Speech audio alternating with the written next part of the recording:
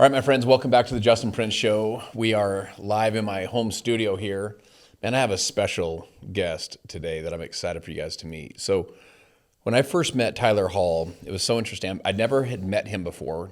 He knew my brother Travis, and he knew some mutual friends. But I go to this podcast studio. You guys ever like misread someone? Like just, I'm talking, you almost like judge too fast, basically. So he turns the corner. The dude's like 6'2". He's probably 250 or 240, 225. He's just a big guy, big shoulders, got a big beard. And I just thought he was going to be like just totally broing out on me, And he gives me this big hug. I'm like, okay. And we sit down and he's just I was like trying to like ramp my energy up to make sure I was like, bringing the strong energy, And he's just this most peaceful, thoughtful, genuine, sincere guy. We had just this incredible conversation. And I'm like in the middle of this conversation thinking, this is a really special person, it's a really special guy. And you'll see that today. Like this discussion will be one of those like life-changing discussions for you. He's just one of those guys. He's just so thoughtful, And so I did a teenage mastermind last night, and he and his business partner, Eddie Panero, came over to our home, and they poured into these kids, and I loved it because he actually took clips from his podcast. Instead of him just getting up there and teaching, he took these little clips from his podcast. He airplayed it onto our TV in this room, and just have these people share these really powerful stories. And then he would just add one or two lines, but he'd ask the kids, "What did you pull from that? What did you pull from that?" And it's one of our most impactful, teenage masterminds that we've had. So, Tyler, brother, what an honor to have you here. Fired up to do this with you. Appreciate making the effort, and just excited and grateful to call you a friend. One of my favorite things about Justin Prince, dude, is his intros, man. Like this guy, the hard thing is, dude, is like the way that he builds people and introductions makes you think like, I wonder if when he's introducing me to somebody else, if it's like true, right? Because like I hear you introduce me and I'm just like, dude, I'm not that special, right? Like, and the way you do it, dude, every time it's flattering, it's humbling, and thank you for being my friend and having me on. Appreciate that. So you talked about fulfillment last night, and I want to hear your thoughts on fulfillment. What does fulfillment mean to you? You mentioned this story, and we'll dive into this, but that you had a successful business exit. And so in that kind of category of your life, you were filled up to, let's call it 100%, right? But you were feeling unfulfilled in other areas. And I know you've been thinking a lot about fulfillment. So kind of unpack some of your feelings on fulfillment and what you've been processing through as you go through this, and then what you're doing to find fulfillment and help others do it as well. Here's what I think happens with most men. I think most men their priorities are wildly off, right? And the way that they spend their time is wildly imbalanced towards financial well-being, right? And creating more wealth and chasing the next coin, right, is the phrase that I would use. And this was for sure me, right? So when I was in this season of my life, I actually didn't realize that I was unfulfilled. Like I thought that the thing that I was chasing, more money, more wealth, was like noble. And I thought, you know what, I'm doing this all for my family. I have the right intentions. But the thing is, dude, is I missed the first 6 years of my son's life and the first 4 year of my daughter and the first 1 year of my second daughter. And so, and really I spent probably literally the first 10 years of my marriage really never connecting with my wife at a deep level, right? And it's because I had lost sight of what was really important. So, I had a life event that I'm sure we'll get into that was really the catalyst to force me to really think about these things. I don't think most men think about what are my priorities? How do I spend my time? What are the things that really fill my cup, right? I can tell you this, it's not material things. It's not money. It's just not. I think that's a good tool and a good resource, but that's never going to be the thing to fill your cup. Then what are the things that fill you up or that you try and share with people that can help actually fill the void, fill them up a little bit? Here's the way I think about fulfillment. I think fulfillment is a word that is intentionally designed to be vague. Because if you ask 10 people what the definition of fulfillment is, you will get 10 different answers, for sure, right? For me, what it means is to be fully filled in your heart, right? So I visualize my heart like this, and I visualize it as if it were a pie. And if this was 100% full, it would be completely red and I would be fulfilled. Then I divide that heart into sections. And I ask everybody, right, the framework that I teach is, I want you to think about what are the things in your life that matter or that you want more of or that you want to improve, right? And put those things in those sections of the pie. This could be relationships. This could be financial well-being. This could be physical fitness, your physical health. It could be your mental health. It could be, I want more love. I want more happiness. I want more peace. I want more joy. Name the thing. I want more purpose. I want to be more capable as a man, right? And you probably have 4 to 6 things that you really want to focus on in your life. You put them inside of that pie, and the idea is, how do I fill up each of those sections to 100% to become fully fulfilled, right? And so instead of just thinking every day I wake up, how am I going to go make the next dollar? You've got to be a lot more intentional and think, okay, how are my relationships, right? Did I send a text message to my wife, to my boyfriend, my girlfriend today? How are my relationships with my children? How are my relationships with my parents, with my friends, right? This inventory, by the way, this is a 2 or 3 minute exercise every day that you say, okay, where are things? How are things? How did I leave off last night with my wife? Were we in a good place? Where are we today? What can I do to serve her, right? These are not, people overcomplicate these things. This is a quick exercise. Okay, how's my physical fitness, right? Well, I can step on a scale. I can use an app to track this. I can look in the mirror, right? How's my physical fitness today? What can I do to improve? How's my mental health? How do I feel mentally, right? Do I feel sharp? Do I feel like my mindset's on point, right? How's my capability as a man?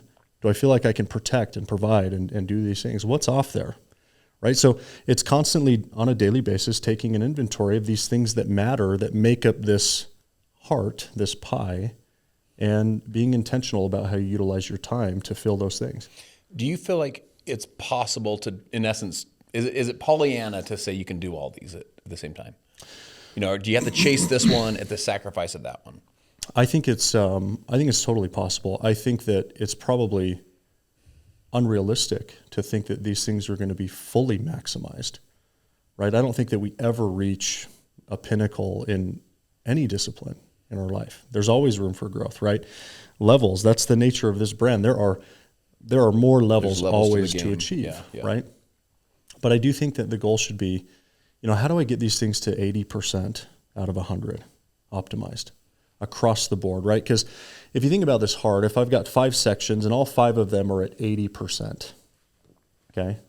So you think about how full that heart would be versus one's at 100 and the rest are, say, at 20%, right? The fullness of the 80% heart across the board is much more full than the one where I'm optimized financially, but my relationships suck, my physical fitness is going to trash, I've got a terrible diet, my mindset's in the gutter, right? So I would much rather have 80% across the board, and I think that's a realistic goal. Can I be skeptical for a second? Yeah. And I want to share with you a way that I feel like I even thought about it coming up through my career. But I would hear people that were at the end of a financial run, that had won the financial run, right? For sure. And they're like, yeah, it doesn't all matter, guys. What all matters is other stuff. Yeah. And when you're like, you can feel the gulp of the financial pressure every time you swallow. You can feel the pressure of the debt or the where you need to go financially, or you can feel the weight on your chest to provide for your family. You can feel the weight. So if you're listening right now, you know exactly what I'm talking about. If you're at that moment, you're like, I feel it right now with every single breath. So the skeptical part of me then, and I want to hear how you would address this now, says, well, it's easy for you to say because you're, you're at the end of that, that maybe that's one of the things you need to worry a little bit less about now, What do you say to that person that says, hey, I'm grinding over here, and so I don't have as much time to focus on all these other things. I'm like trying to, put some food on the table kind of thing. Yeah. I mean, here's the deal, right? So I coach 4 or 5 CEOs of companies, 20 million to 100 million in revenue. These are not small companies. These are relatively healthy businesses. And this is always the case when I first start working with a CEO. I say, tell me what a typical day in the life for you looks like, right? And it's usually some version of I wake up at 6 a.m., I open my laptop, I start working, I close my laptop at 8 p.m. Yeah. I have maybe a lunch if I'm lucky, right? Maybe a minute with my family, but there's virtually zero balance in their life. It's all work. And I say, okay, so you're working like on average 10 hours a day, 8 hours a day, 12 hours a day. Name the number. Do you know how much time in a day that a human being can actually be mentally productive in the workplace? It's like 4 hours. So it's not a lot of time. Got it.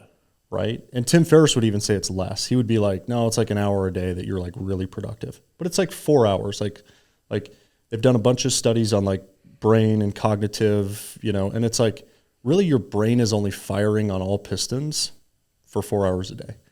And so the reality is like you could go work 10 hours, but I'm convinced that if you were more intentional with the working time that you did, you could work significantly less hours in a day and actually get a lot more done. Problem is you want to feel like you're busy because you're grinding and because you're an entrepreneur and you're trying to, again, these are noble things. I did this for years and years. But I think that you could take those 10 or 12 hours a day that you're working, you could easily carve 2 off and you could start asking these important questions. And you might do it in the morning, you might do it in the evening or midday. That's up to you. I don't care. But I think it's important that you find some level of balance. I think the word balance is like totally misunderstood in entrepreneur grindville. It's like, dude, there is no balance. It's all about, hear people say it's all work-life harmony. And I just don't believe that. I think balance is not just important, but it's almost like if you really want to grow a really good business and get into a really good place financially, you have to have some balance outside of work. And I think these things should be separate. I think your personal affairs and your time with your family, these should be disconnected from the time that you're at work.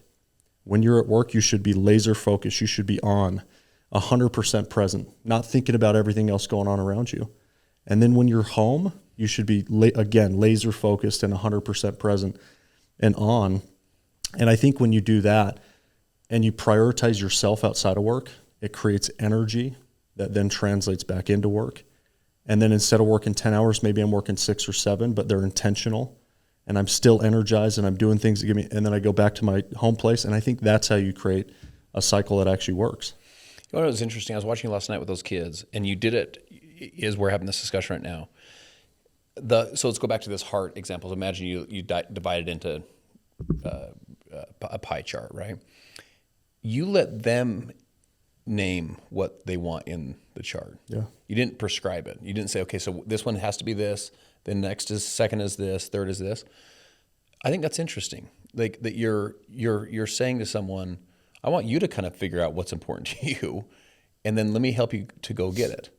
Is that intentional on your part, or is that intentional to say, no, it matters what matters to you, or is that an oversight on your part? That's a good question. So here's what I would do if I was coaching you right now, right? If you came to me, Justin, you were like, hey, Tyler, I'm having a certain employee issue and I'm not sure, here's the situation and I think I should probably fire them. Do you think I should fire them? Let's say you asked me that question. I would never respond with an answer, almost ever. I would probably respond with, well, what do you think is the right thing to do here? Yeah. Right? And they're going to say, well, I'm not really sure, and here's how I think about it, but what do you think? And I would say, well, have you thought about this? Yeah, I have thought about it. Okay, now what do you think about it? Okay, I think I should probably let him go. Great. Right, so why do I do that? What's the reason why I don't give answers or advice almost ever? Because if I can get you to build conviction around the answer internally, the probability that you go execute on the thing is exponentially higher. So I could sit in a room and tell you, here's how you become fulfilled, but you're going to be like, that sounds cool, but that's for you. That's for you, exactly. If it comes from me, if it comes from within, then the probability of me going and doing something about it's just exponentially higher. If you're a team builder or a business owner, this last 2 minutes you need to listen to again. People support what they help create, and you're a guide. Have you ever heard of Joseph Campbell's The Hero's Journey? Yeah. So there's characters in the journey, right? There's the hero, there's the villain, there's the guide. And a lot of us, a mistake that we make is we try and be the hero like on social media, for example. Yeah. Or in your case, I'm the consultant. You've hired me. I'll be the hero. No, your job is to simply guide, because who's the hero of the journey? Yeah. It's them, right? Yeah. Their journey. And that's one of the gifts that you have is helping someone. You're just a guide. You play a great role of a guide. And a guide is someone that asks questions and pulls the insights out of the hero. Yeah. That's an amazing characteristic. I was at a school this week. I came and spoke. They hit me up on Instagram here locally. I wish I could remember the name of the school. Acton. Someone that's listening to this knows like Acton. It's like an elementary school. Oh. It was so fascinating. It was so fascinating. I'll have to take you over there one day. It'd blow your mind. They have them all over the country.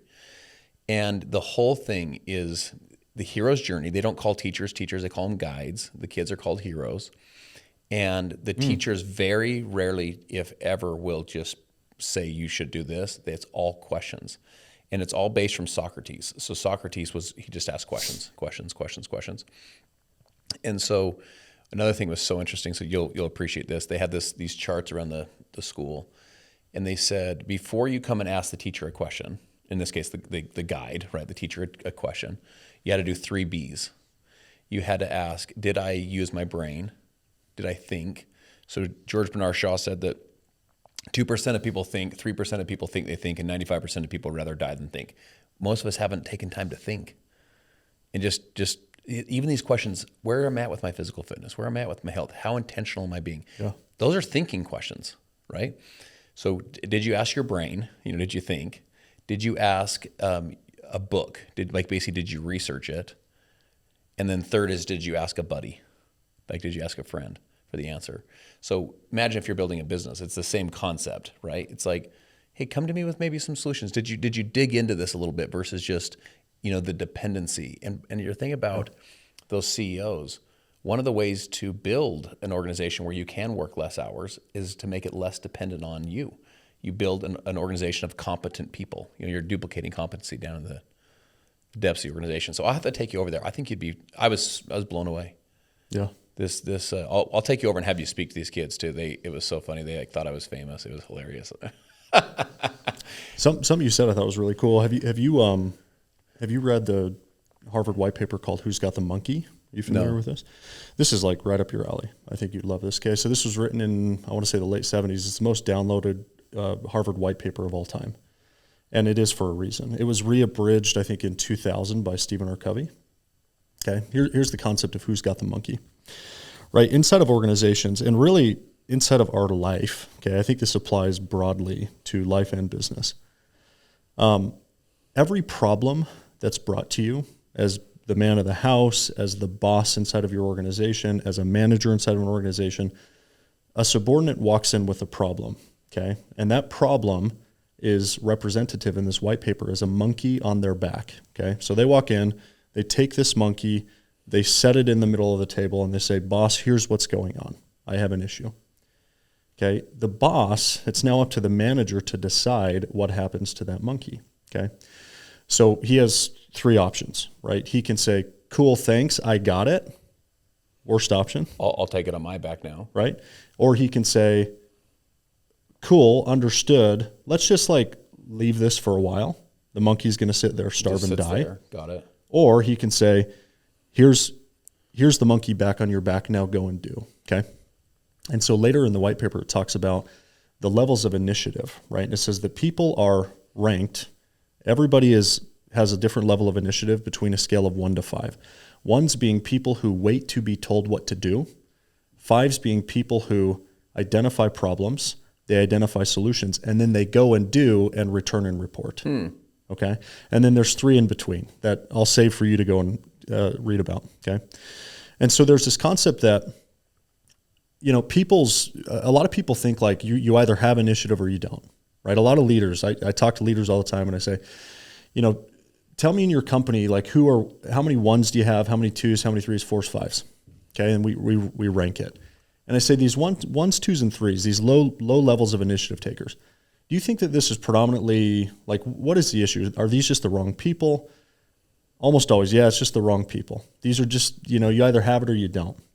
Okay, the reality is, in 90% of cases, low initiative is a result of poor leadership. and management. Okay, because when they brought that monkey in, the leader either took it or they let the monkey die. They didn't say, I'm comfortable with you going out and taking action and having initiative, and even knowing that you're going to fail from time to time. I would rather you go take action and fail than do nothing, okay, or bring this to me. So there's this concept in here called the 1-3-1, right? So this is a powerful concept. So now I want leaders to think about this, or men in the home, right? Somebody comes in to you, they say, I have a problem. Okay, so the 1-3-1 is this. 1, what's your one well-defined problem? 3, what are 3 potential, because well-defined problems, 50% of the way solved. Yeah, okay? you've thought through it. Yeah. What are 3 potential solutions to solve that problem? And what's the one that you've narrowed it down to that you have conviction on that you're going to go and do? So good.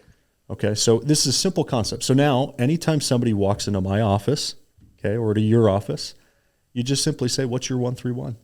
And if you can train the culture to do that, and then when they go and do, and they return and report and they mess up, the way that you react is the key to being able to foster high initiative inside of a business. You don't freak out. You don't overreact. You say, what did you learn from that? How do we get better, right? Maybe you share a little bit of advice, and then you send them back out on their way. And I think businesses where they have a culture of taking action are businesses that win. Do you want to know, so you said to me once that you want to be the best interviewer in the world, right? Is that did I phrase that properly? Yeah, for sure. And, you know, on your podcast, you want to ask great questions and be a fantastic question asker. It's one of the reasons you're such a good consultant and such a good advisor and guide is because you're so good at asking questions. Like, so watching those kids last night, we probably had, I don't know, I didn't count it up. Let's say 60 kids there last night, roughly, right? And you did very little speaking, even though they were there to listen to you speak. Yeah. And you did a ton of asking of questions. So you were pulling out of them, you know, the greatness that was inside of them. You're calling that forward, you know, inviting them on the journey. Yeah. What an incredible skill. Where did that come from, by the way? Where did this desire to become the best interviewer and the most insightful question asker on the planet, where did that come from? I think it came from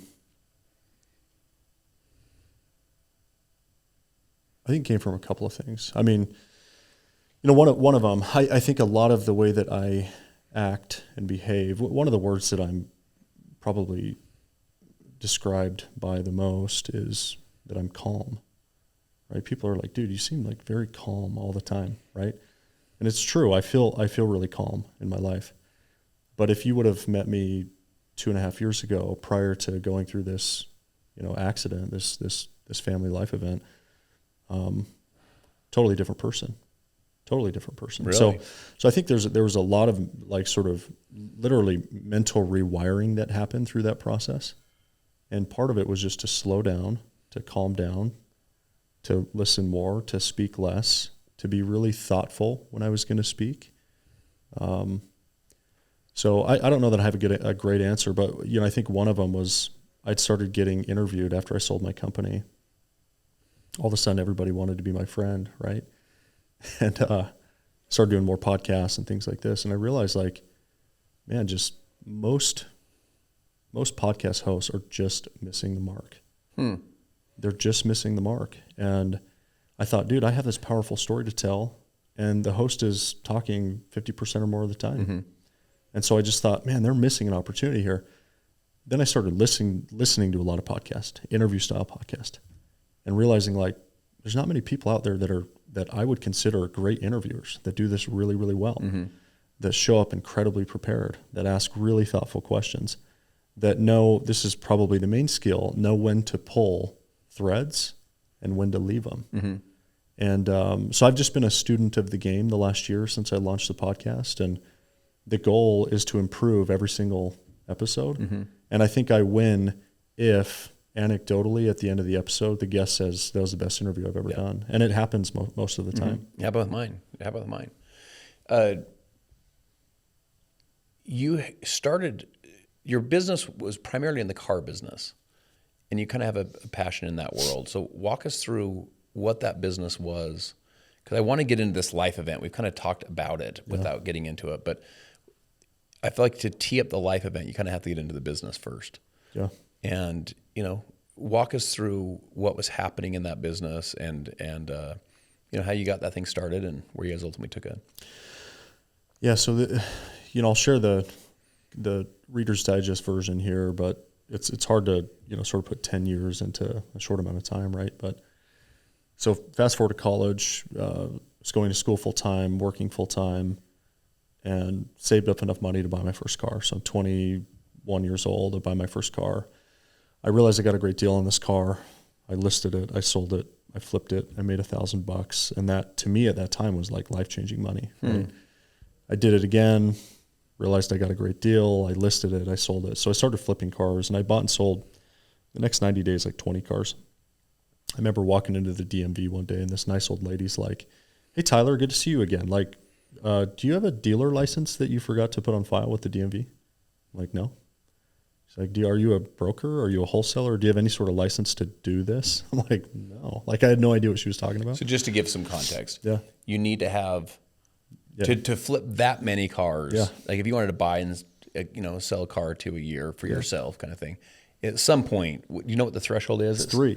I was going to say 3 cars. It's 3 cars. And so she said, "Hey, do you know that in the state of Utah, you can only legally register 3 cars in a calendar year, and according to my records, you've done 20, right?"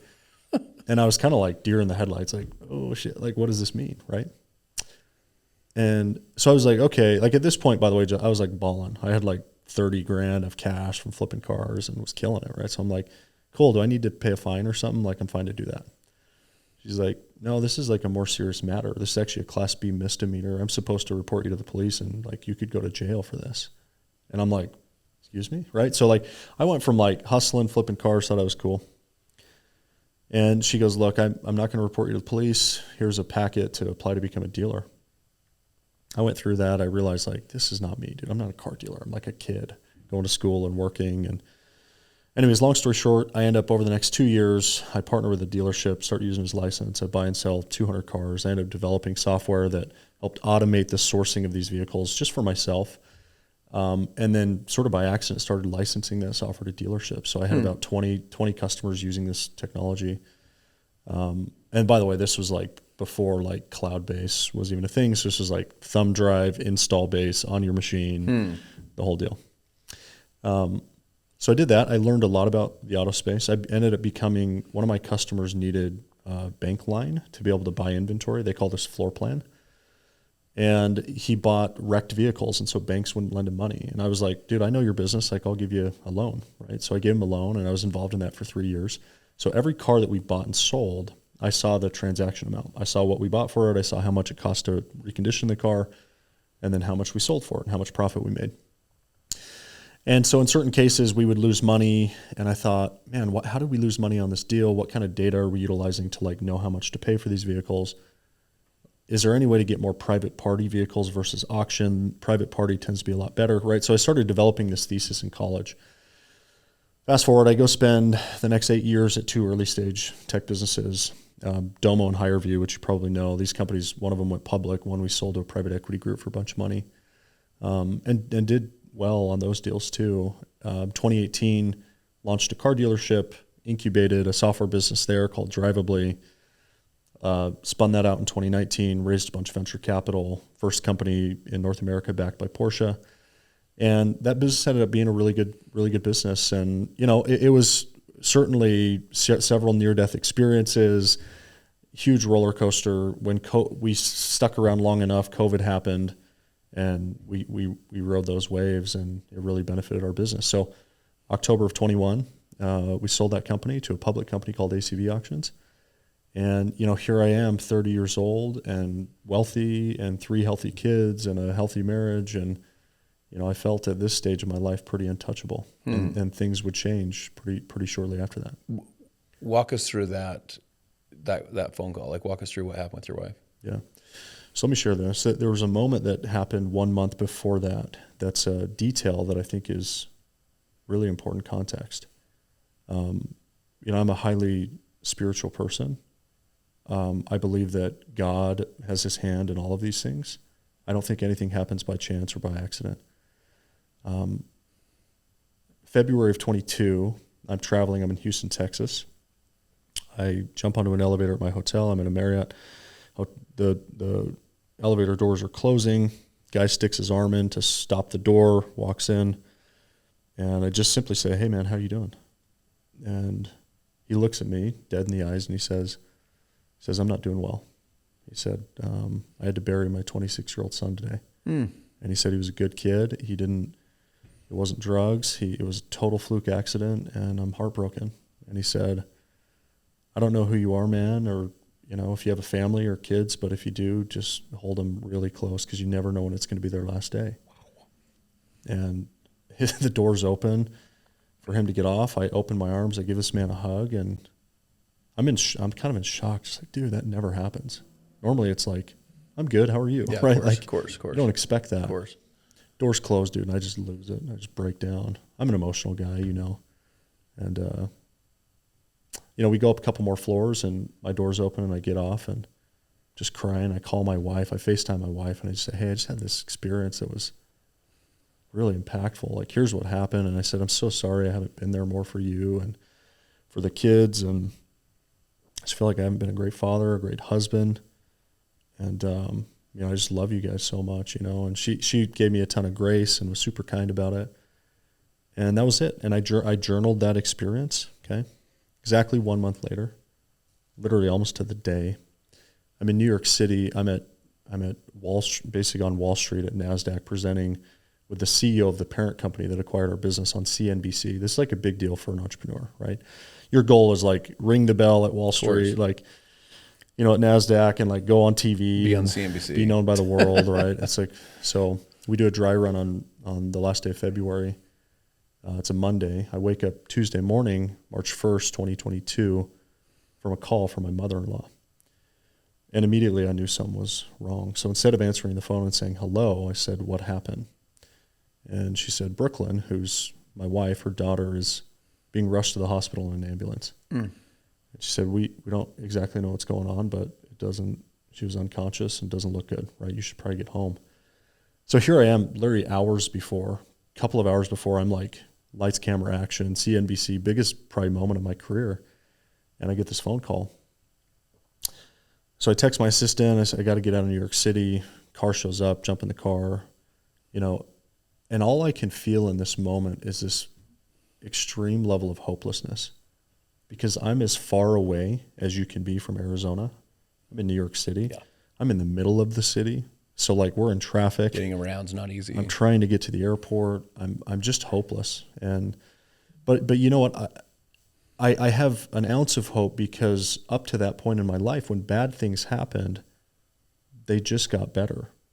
Like, they just got better. Life figured out a way to, like, it's going to be okay. So I thought, you know what? This is going to be fine. Maybe she just passed out. Maybe it's not a big deal. So I'm getting text message updates from my father-in-law. And they read like this: "Hey, we just got to the hospital. Hey, they just checked her into triage and did an ultrasound. Hey, they found 2 liters of blood in her abdomen, which is 40% of the blood in the body, which, if you didn't know, normally is fatal. Normally you're dead at 40%. The next one, as we get to the airport, is a picture of the whiteboard in the doctor's office, and it reads ruptured ectopic pregnancy. So I go to Google. I don't know what this means. I research this. I find out that in 50% of cases, when this happens in the home, which it did, it's lethal. They die. Because essentially what happens is baby's growing in the wrong spot. She was pregnant with our 4th, growing in the fallopian tube. It bursts. You start bleeding out. You have 4 or 5 hours before you're dead, basically. And if you start bleeding out, by the way, it's hard to stay conscious. Yeah, usually you pass out right away, and that's it. That's the end of the story, unless somebody finds you, scoops you up, which, by the way, was our son that found her, 6 years old. And which breaks my heart alone thinking about that. That you weren't home and he was. Yep. And the next message, I'm on the plane at this point, is, hey, they rushed her to the front of the line. They're doing an emergency surgery. And then it was for 4 hours, still in surgery, still in surgery, still in surgery. So at this point, like, I'm sort of starting to panic a little bit. And in fact, I'm on the plane, And I'll read this to you because I think it's powerful. And I don't read this one often. But I took notes the entire time. Like I was documenting this entire thing. I'm sitting on the plane, and this is what I wrote. I said, I'm now sitting on the airplane a few hours later, 40,000 feet in the air, and feeling hopeless. My wife of 10 years, my sweetheart, my lover, the mother of my 3 children, is in critical condition, and I lost our 4th child in the process. I can't fathom how she's feeling right now. Not just the uncontrollable pain, but the fact that we lost our baby in the process, and an unlikelihood that we'll ever be able to get pregnant again. I can imagine her now unconcerned about herself, in a moment of intense pain, and selflessly only concerned about our 3 children, and our 4th, who she had to let go.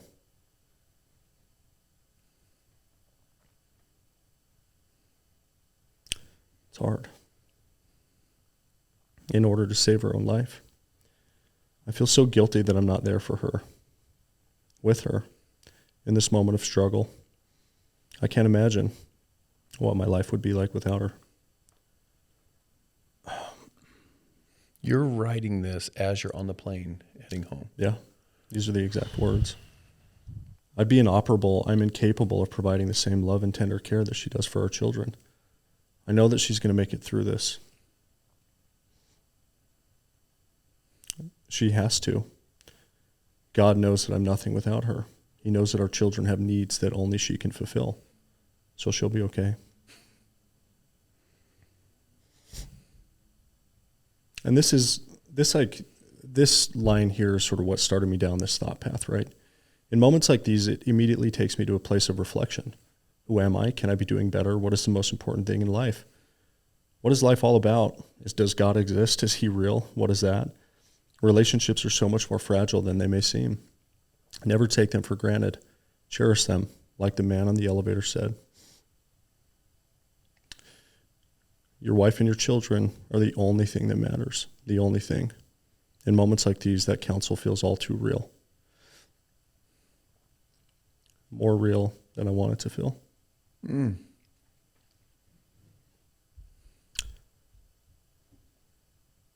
As the plane's descending, I get a text from my father-in-law, and it says something to the effect of, brace yourself. It doesn't look like she's going to make it, right? And in that moment, I'm having all these feelings, which is like, I'm feeling incredibly sad for him. Like, there's only one person allowed to be in the hospital, and it's her dad, right? Just he's the one there that's having to, like, watch all this, and it's not me. And then I have all these thoughts are flashing through my mind, like, what am I going to do? What am I going to do with my kids? Where are we going to live? How are we going to take care of them? Will I ever love again? Like, having all these thoughts. We land, I run through the airport, I get in the Uber, we rush to the hospital. I run past the emergency room desk. I go up 2 floors, I get to the 2nd floor, I get to her room. I open the door, and the first thing that I realize, I'm expecting that, by the way, that she's passed, and that he just wasn't telling me because he was going to wait till I got there. And I'm expecting to open the door and to see her deceased body and to embrace him. And I open the door, and the first thing that I audibly realize is that the heart rate monitor is still on. It's still beeping. So I go sit by her bedside. I look at him, and I just say, hey, how's she doing? And the exact moment that those words came out of my mouth, she had this crazy, like, seizure-like reaction. And so I'm running into the hall, I'm getting doctors. It's the scariest thing I've ever seen, like shaking intensely. And doctors come in, they inject her with all kinds of steroids, and they get her calmed down. And,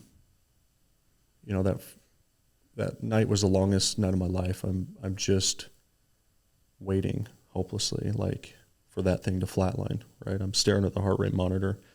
I'm holding her hand. I feel this intense level of just, like, gratitude for one more moment with her.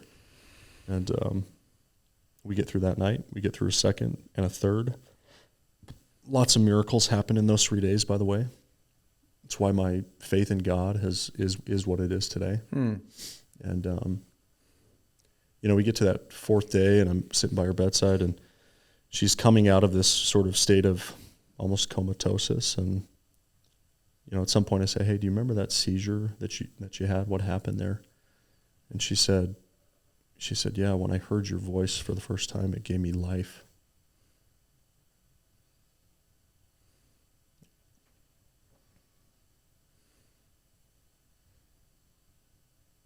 And that was a special moment for my wife and I. It just, something about hearing that voice just helped her fight and get through it, and that really connected us and our marriage and our relationship really deeply. So the next 3 months, really tough, but she makes it. The silver lining, we lost that child, but she makes it out. And, that was sort of the rise of this young, high-flying, successful entrepreneur, and then pretty quickly feeling like everything had been taken away from me. We talked about earlier that skepticism I used to have. Yeah. Of someone that's made it, saying the most important thing isn't just making it. Yeah. And then you hear that story and it reminds you that the most important thing is not making it in business. Yeah. And as someone that's, kind of worked through some of those issues myself, I'd say the same thing, which is there's things that matter and then there's things that really matter. And this relationship you have with your wife, your relationship with God, the relationship with your children, that's the stuff that really matters versus just the stuff that matters, Thanks for sharing that story. That story is so powerful. How's her health today? Really good. We had our, against all odds, we had another child. So she had our fourth child 6 months ago. And we had a cool experience last week, so about 4 or 5 days ago. We named our fourth daughter, Noah Vidalia Hall. And the name of the doctor, I'll show you this picture.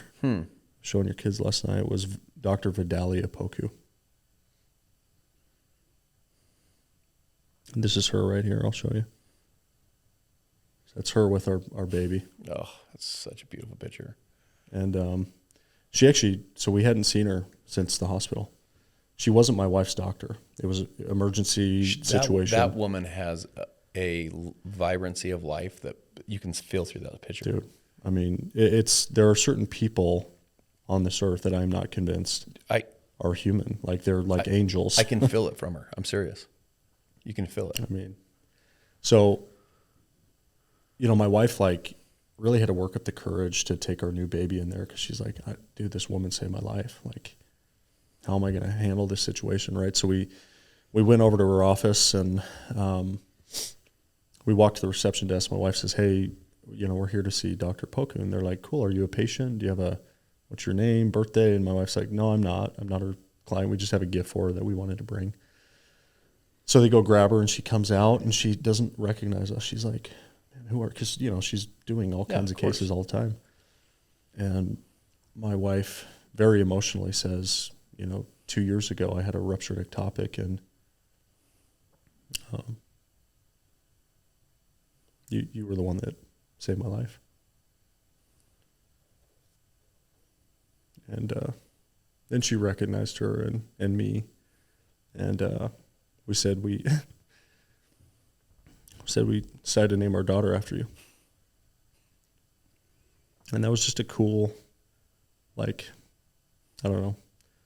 token of gratitude. It was like the least that we could do, to just express our appreciation for her. And so that was a sweet moment that happened last week. I appreciate you sharing that. Yeah,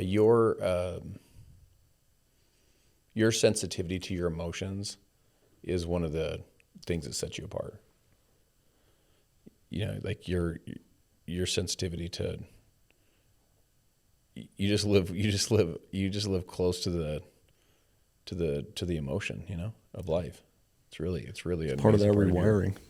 What's that? It's part of the rewiring that happened during all that. Like, you don't feel like that's how you were before? Not like this. No, I think I was definitely more emotional, but always very reluctant to express it or to show it. And now I'm very open. Like, if I feel like crying, I'm going to cry. And it feels good. I think it's right. So let's just kind of stay in that vein, because you started a men's coaching group called Levels. Yeah. And speaking of emotion, and like mission and a redirect of your life, I feel like that whole, I'll call it a business, but just that whole movement in your heart to start this came from that same kind of vein. Yeah. Where did the business come from? Where did the idea come from? So, Eddie, my partner, and I, who you're going to interview after this, he and I met, just over a year ago. So it has not been a long time. And, one day we're sitting down and I just expressed this deep desire to want to help more men. And he's like, dude, I have the same desire. I want to do the same thing. And, I think the reasons why we want to help men are probably slightly different, but the genuine nature of our desires in doing this is incredibly pure, right? Which is, we feel fortunate to have gone through enough things in life to have quite a range of perspective at the very low lows and the very high highs, that our ability to relate to and have empathy towards men that are going through it is high. And so, and just being a connector and knowing a lot of people that are experts in different fields, we think that we can bring these people in to pour into these men and help change a lot of lives. So one of the main catalysts was the suicide rates among men are higher than they've ever been in the history of the world. And, you and I talked a little bit about this on my show, but I've had 5 men in the last 12 to 18 months that are 1 or 2 degrees away, like some friends, some family members that have committed suicide, that have taken their own life. And that's a whole rabbit hole. There's a lot of, I think, reasons why the depression rate among men is higher than it's ever been. But I also think there are a few things that we can do to slow down that that epidemic that we're facing, right? So, I think really Levels is to us is about providing hope for men, that there's more to life, providing hope when they're in their darkest hour by providing a community of other men that they can open up to and be vulnerable with, providing hope in the ability to level up key areas of your life, like your relationships, your physical fitness, your financial well-being, your spirituality, these important things. And there's lots of ways that will manifest itself in the business over the next few years. But right now we're heavily focused on the apparel brand and the media brand, and that will be our focus for this year. So, when we talked about those suicides, they weren't, from what I remember you saying, they weren't, I'm going to call it like the obvious case, and I don't know what the obvious case means for sure, but they were almost the kind of thing you're like, I would have thought he was doing great kind of thing. Isn't that in essence what you thought? You look back and you're like, he wasn't, strung out or something. They're good guys, normal guys. Yeah. And they had these inner challenges that were just so dramatic, but you wouldn't have seen it unless you really tuned in. Yeah. There's this really cool viral post. There's two friends at a soccer game. Have you seen this one? Mm-mm. There's like 2 friends at like a European League soccer game, and it's showing them in the stands together, and it shows several clips of them at different games. And one of the friends is cheering and he's happy and is excited, and the other one's like just down and he's depressed. He looks sad, and it sort of has like text over the screen talking about you never know what somebody's going through. Just be there for your people. And then the last clip is the one guy by himself, the one that was depressed, not the happy one. Right? You with me? So sometimes you think that it's going to get to the end and something's going to happen to the depressed guy. Depressed guy, yeah. No, it was the opposite. It was the one who there was no signs. There would have been no way to detect that guy was feeling depressed. And in more than 70% of cases, there were zero signs of depression before men commit suicide. More than 70% of cases. So, it's a problem, and it's really sad. And I think societal pressure and social media and financial pressure, there's a bunch of things that sort of play into getting to that place. Drugs and alcohol get to that place as well. But it's sad, and I think we can slow it down. As moms and dads, as brothers and sisters, as spouses, as kids, how can we make a difference in that? Yeah, there's one thing that if everybody started doing this one time a day, one time a week, one time a month, it would change everything. And it's this. It's check in on the people that you love for no other reason than to just check in. That's it. When was the last time, Justin, that one of your friends called you and said, hey, man, just checking in. How are things? Ever? Yeah, it becomes more and more rare because they assume that you got it because you're you. Do they ever do that? When was the last time one of your people called you? What's interesting is I had a woman that I am really close friends with and have done a lot of business with. She sent me a message yesterday. What did it say? Specifically said this. She said she's a really deep. She says, checking in on you and praying for you this morning that your heart feels settled. You are such a gift to so many, including me and my family. Don't ever for a second want you to question how amazing you are. Hope you have a beautiful Monday. How'd you feel? Oh, I felt amazing. And in fact, I called her and told her how much I appreciated her. And I'd called her the week before. So I feel like I live with a high level of certainty. Right. So certainty is like, I think people are around me, they're like, he's pretty certain of like whatever. And I called her in a moment of uncertainty about some projects I'm working on just to hear her thing. But I normally wouldn't let anyone in on your uncertainty stuff. Yeah. Does that make sense? Yeah. But I trust her and I respect her insights. And, she knows me well. And she kind of breathed some life into me that day. And this was the follow-up message. Yeah. When was the last time that you did that for somebody? I think it was the same thing. I think in these last couple of days, I've sent a couple of those because I was checking in on some friends. I have a friend of mine out in Washington he's basically a bodybuilder. At least he's coming back to being a bodybuilder. He was a professional back in a few years ago, but he's been injured. Yeah. And you know how it is, dude. When you're not right, he was getting ready for a new show, like an over 50 show. When you're not right physically, then all of a sudden your head, your routine's all screwed up, and then your mental game gets starts running away with you a little bit. So I called him, a couple days ago. It's just like, man, I'm just checking in on you. By the way, he sent me a text. It was basically I'll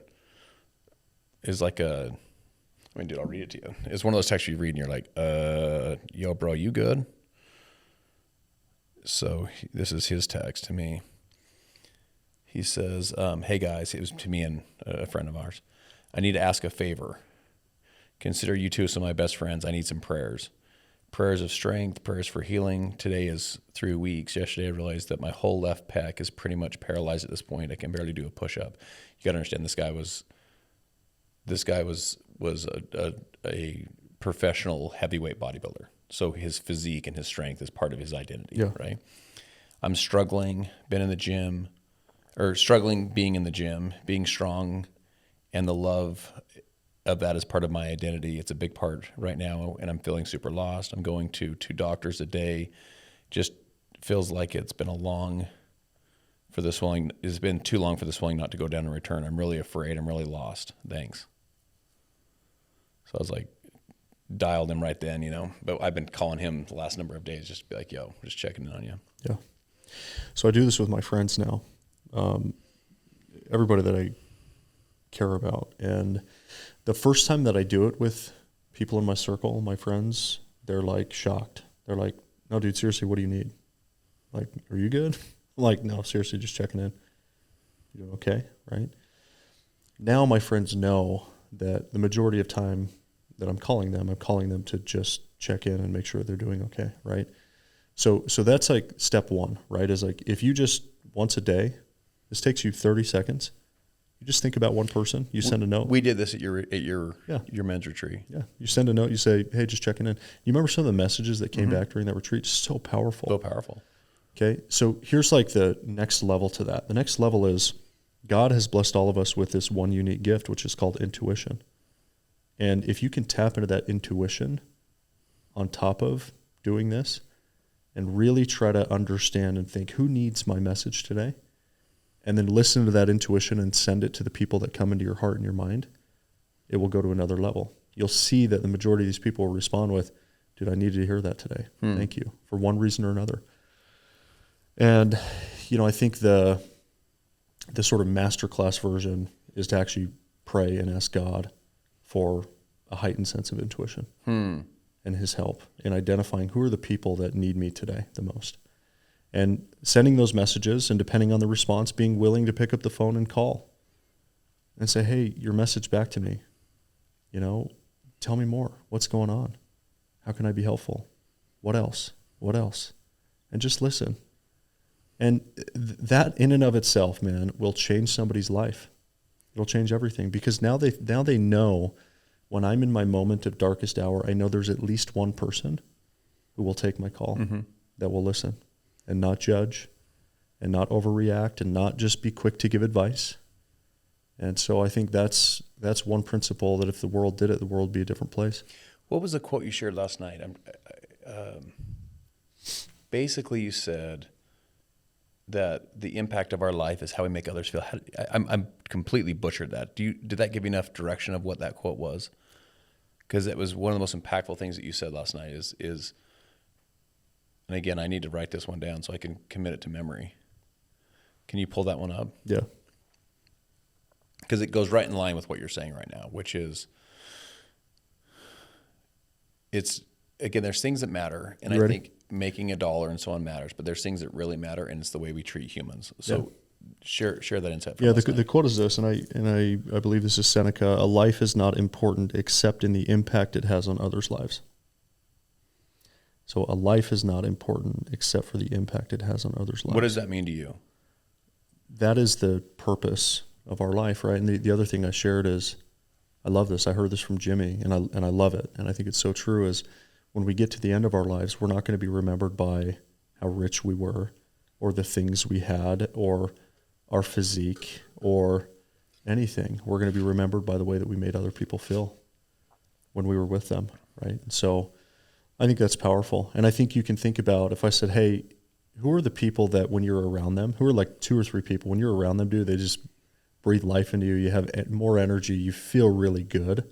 And a couple people will come to your mind. One of them's my dad. Mm-hmm. One of them's you, by the way. Like, I love being around you. It's just like I feel good when I'm around you. Even though I was busting your balls today when you guys came to the gym 7 minutes late, and I said, "Were we meeting at 7 p.m. That's part of the process, dude. It's part of the process. Part of a good friendship. Hold me accountable." So, I want to end with this. If you have it in your notes, pull it up. But it's your I ams.